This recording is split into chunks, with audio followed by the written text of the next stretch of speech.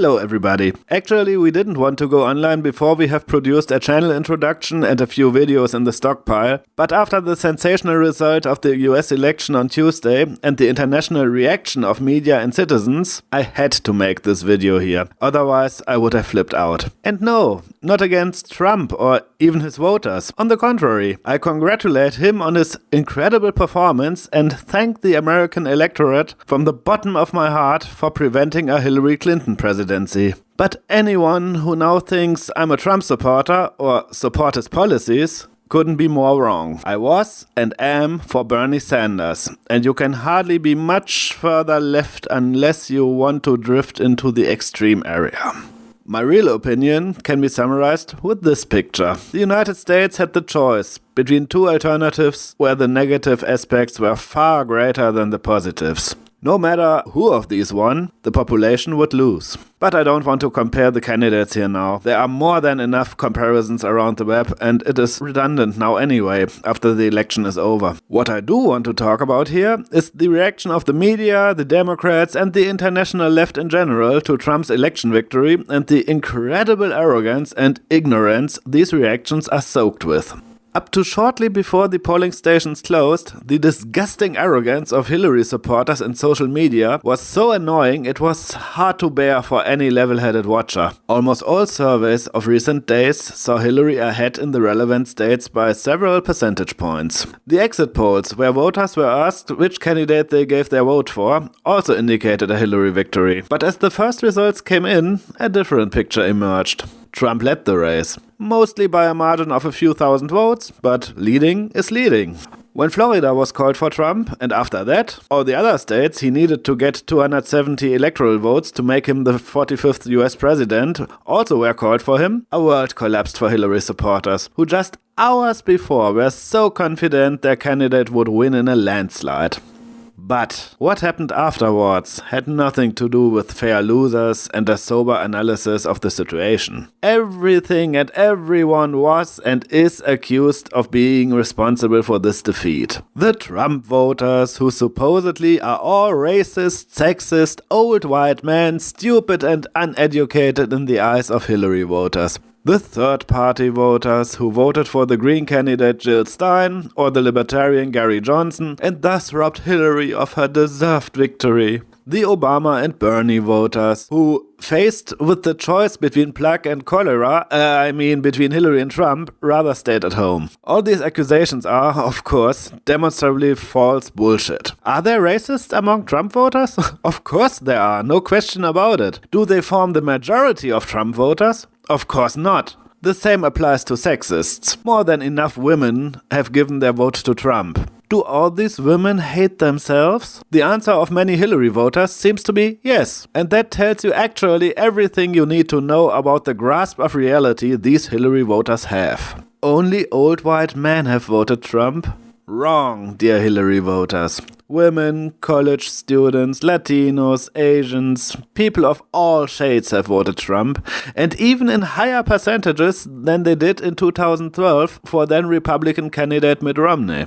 It is the fault of third-party voters because they have taken votes away from Hillary? Nonsense. No one can prove whether these voters would have elected Democrats or Republicans if they had other alternatives than Trump and Hillary. In addition, these alternative parties would not have been that strong if the main candidates were more popular. But both Trump and Hillary had the highest unpopularity percentages of all time. This also explains why many Obama and Bernie supporters have stayed at home. But these flimsy assignments of blame were not only spread in social media, but were also reflected by the international mainstream media, which had failed in their entire election reporting. No projection was true, Trump was demonized like hell, which even has the side effect that now many people in the United States, Germany and elsewhere are completely frightened and hysteric for no reason. But more about this later.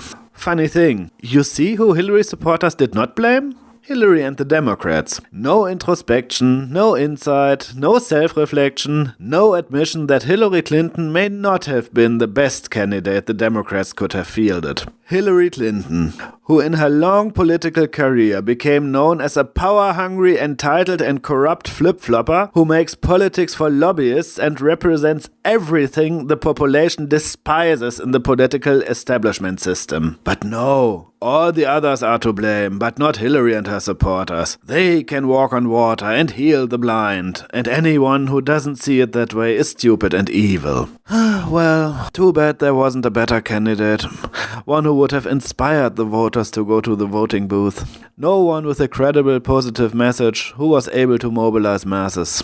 No one who could have easily defeated Trump. Oh, hello Bernie. Oops, there was such a candidate indeed. And this candidate has been sabotaged by the DNC, the Democratic National Committee, which is the leading spokesman for the Democrats as an overall party, in favor of Hillary, although their own statutes prescribe a neutral attitude. This fact was only made public when the DNC's internal emails were released by Wikileaks, and Chairman Debbie Wassermann-Schultz and 4 others had to resign.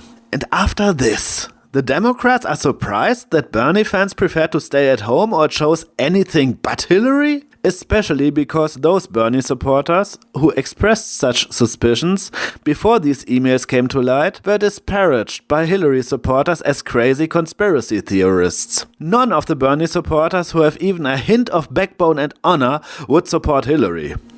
Wait, what? Bernie himself supported her after losing the primaries under unfair conditions? Well, he's got a nice new beach house for his troubles where he can spend his old days and think about whether that was worth betraying his principles. But there were many such hypocrites and turncoats in the camp of the prominent ex-Bernie supporters, whether Bill Maher, Sarah Silverman or Michael Moore, to name but a few. At first, they all characterized Hillary as the untrustworthy warmonger she is. But Bernie was hardly out of the race before it changed to, "I don't care what I said yesterday, I only care about defeating Trump." These 2 tweets of Michael Moore symbolize this disgusting betrayal of one's own principles for the supposed greater good. The first tweet of March 9th, 2016. "We have a clear choice. Hillary supports war and regime change, which has proven to be a disaster and has made each of us a target. And Bernie is for peace." The second tweet. "Just voted.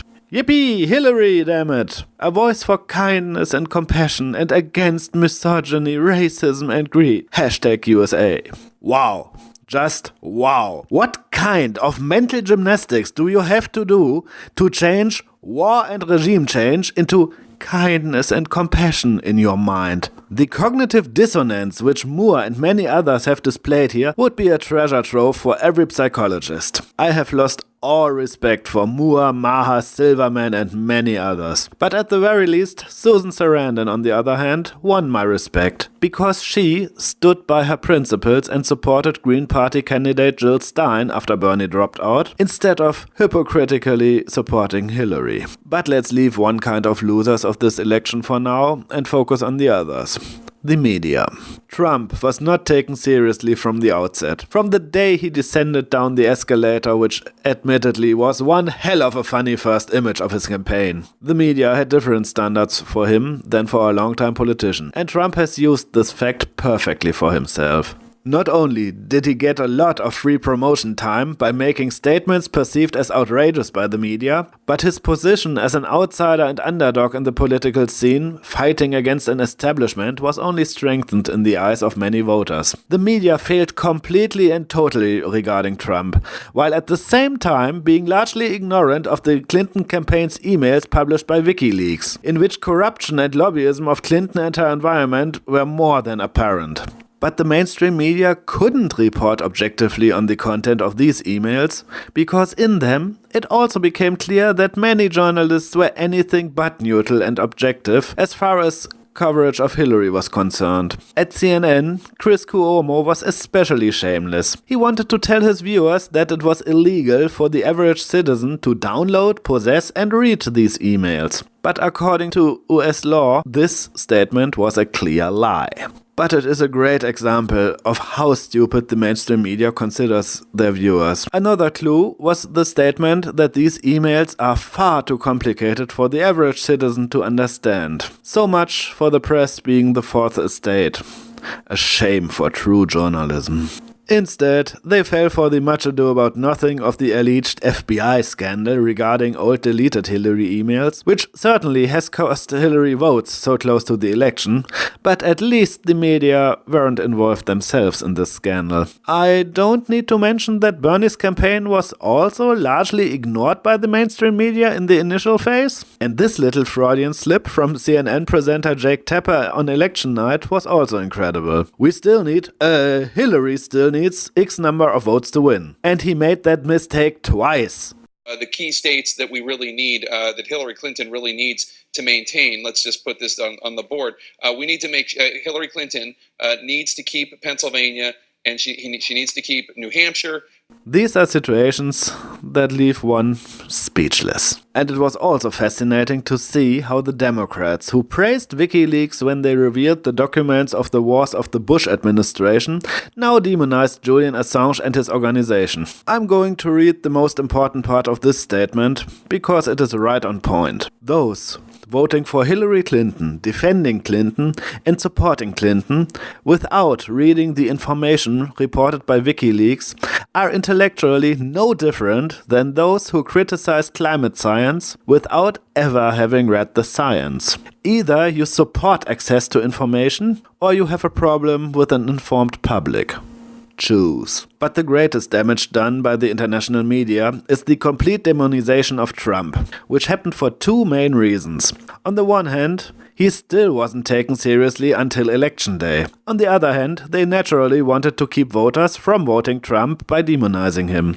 The reasons behind this may be discussed in another video. The damage is done, as you can see in the many partially hysterical, frightened messages in social media. And it will be difficult to normalize this image of evil, this over-pointed caricature of a human being. And yes, Donald J. Trump is, despite all of this, still a human with strengths, weaknesses, and feelings.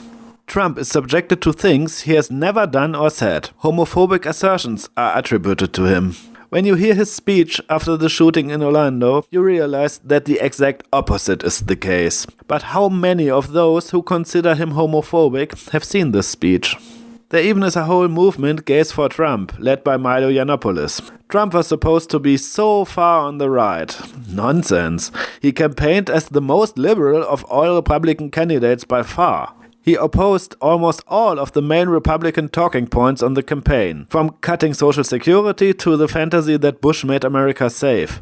It remains to be seen whether he can and will continue to do the right thing with a Republican Congress and Senate. His cabinet picks thus far are a mixed bag, to be honest. For someone who wanted to drain the swamp, he has appointed some real swamp dwellers. But still, on the campaign, he was even more liberal than Hillary. Whoever has seen his speech in which he presented his 100-day plan knows what I'm talking about. He wanted to modernize the infrastructure, he wanted to introduce term limits for Congress delegates, he wanted to close the lobbying revolving door. With this, he was eye to eye with Bernie. We will see if he can and even if he is willing to do these things. But politicians who do not keep their election promises are common on both sides. Or has Obama closed Guantanamo in the meantime? And of course, there were also points in his 100-day plan which gave me as a liberal stomachache. But the positive ones outbalance the negatives, should he really fulfill them. However, the caricature painted by media, pundits and comedians has burned itself so much in the minds of those people who do not question the mainstream media and do their own research that they are now panicking completely without reason, and possibly, depending on their psychological condition, perhaps even maybe committing stupidities against themselves or others. Thank you, Daily Show, John Oliver, Stephen Colbert, Trevor Noah, Bill Maher, and everyone else who turned the hyperbole against Trump to 11. At least Bill Maher seems to have learned the right lessons, according to his last show after the election, while most others seem to double down with their homophobe, sexist, racist bullshit. Maher at least is willing to look beyond all that and search for the real reasons of Hillary's defeat. However, I cannot complete this analysis without pointing to the biggest hypocrites among the Hillary supporters: feminists.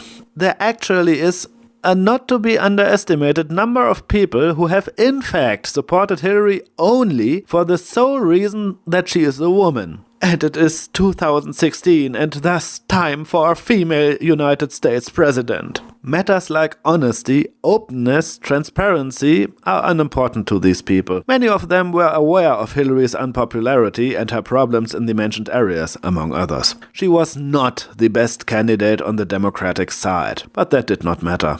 The facts that she has a vagina and 2 X chromosomes were more important. White power, I meant girl power. See what I did there? Get it? As far as I know you probably won't. You can also see that from the fact that there already are dozens of articles now that blame sexism for Hillary's defeat, propagating the view that people don't want a woman in a leadership position. The fact that in this election, women of different races were elected to Senate and Congress is conveniently ignored completely in this reasoning, because it would contradict the narrative. But to expect objectivity and honesty from feminists is foolish in most cases anyways. The fact that Hillary was an unpopular candidate regardless of her gender is simply not accepted by these ideologues. For them, it is, of course, the fault of patriarchy. They ignore that someone like Elizabeth Warren would have won in a landslide if she had entered the race. But why am I even arguing? These hardcore feminists do not learn from their mistakes anyway. But just for the fun of it, here are a few examples of how bigoted, racist and sexist they themselves are. Here is a nice one. Oh boy. And that from Lacey, who wants to forbid certain words and thoughts, and thus is much closer to fascism than she realizes. But even as this tweet alone shows her racist and sexist attitudes against white men, her true level of hypocrisy becomes clear if this tweet is compared to her tweet from 4 hours earlier, before the results were in, when she still thought Hillary would win, and in which she talked about mending and healing for the United States. Wow. This hypocrisy does make me speechless. In moments like this, when these spoiled brats don't get what they want, their true character shines through, and it's no pretty sight. Oh, I see Anita also has compiled the buzzwords for her target audience. Nice. Anne, what have you to say? No? You can see how qualified this warmonger is by what she has done in the Middle East as Secretary of State. Working hard is nice and well, but if what you are working for will cause the death of thousands of people, I wouldn't be so proud of that. And every woman knows this feeling? Give me a break. I don't think so. But please continue to wallow in your fictional victim role. Sometimes you don't know whether you should laugh or cry with those people. After having debunked all this racism and sexism bullshit with rational thought, now I want to finish this off with the real reason why things like Brexit and Trump happen. This text by Vincent Bevins of the LA Times is right on point. Let me read it in full. No one asked me, but here are my thoughts on the tragedy of the Brexit vote. Both Brexit and Trumpism are the very, very wrong answers to legitimate questions that urban elites have refused to ask for 30 years. Questions such as, who are the losers of globalization? And how can we spread the benefits to them and ease the transition? Is it fair that the rich can capture almost all the gains of open borders and trade? Or should the process be more equitable? Can we really sustainably create a media structure that only hires kids from top universities and moreover those prick graduates that can basically afford to work for free for the first 5 to 10 years, who are totally ignorant of regular people, if not outright disdainful of them? Do we actually have democracy, or do banks just decide? Immigration is good for the vast majority, but for the very small minority who see pressure on their wages, should we help them, or do they just get ignored? Since the 1980s, the elites in rich countries have overplayed their hand, taking all the gains for themselves and just covering their ears when anyone else talks. And now they are watching in horror as voters revolt. It seems in both cases, Trumpism and Brexit, many voters are motivated not so much by whether they think the projects will actually work, but more by their their desire to say fuck you to people like me and probably you. The leaders of these movements, Trump, Boris Johnson, Nigel Farage, have acted cynically for their own benefit. They've been willing to stir division and nationalism, and some of their supporters are real racists. The only solution for that small minority is to be crushed and thrown into the dustbin of history. But I refuse to believe this is the case for the larger group of supporters. That is, half of the UK or almost half of the United States. They have some legitimate concerns, and the only outlet to vent they were offered was a terrible one. If we want to move forward productively from these historical shocks, and please, let's try to do that, rich world urban dickheads like me need to recognize that they are not the only people on the planet with views worth listening to. Bevins is absolutely right on this. It is frustration that media and politicians are not willing to listen to the working class people and take their worries and fears seriously, which drives the voters into the arms of Trump, UKIP and so on. And the elites simply do not want to see and recognize this simple fact. The current state is that neither media nor Democrats or the left in general has the will to question themselves and to self-reflect. They just double down and try to argue their straw man even stronger. And as long as the media continues to support this and thus distances itself more and more from their role as a neutral reporter of facts, nobody should be surprised about Brexit or President Trump. If things continue as they are, and there is no indication on the horizon that they will change, next year media and the left will be shocked over victories of Le Pen in France and Geert Wilders in the Netherlands. But it is to be expected. It is the only option that remains for the average working class citizen, and that shows how desperate they are, when potential chaos is a better option than letting things go on as they are. Putting wrong labels on these people like racist, sexist, misogynist, homophobe, or anything of that kind doesn't help or make it better, but rather deepens the rift. I could say a lot more about the individual topics. I have also left out some issues, but at some point I have to finish this. And now I will gladly leave the podium to you. Discuss the topics in the comments, subscribe to our channel, share the video, like it, dislike it, whatever. In the meantime, we are working on a proper channel intro and the following videos. To be continued. Count on it.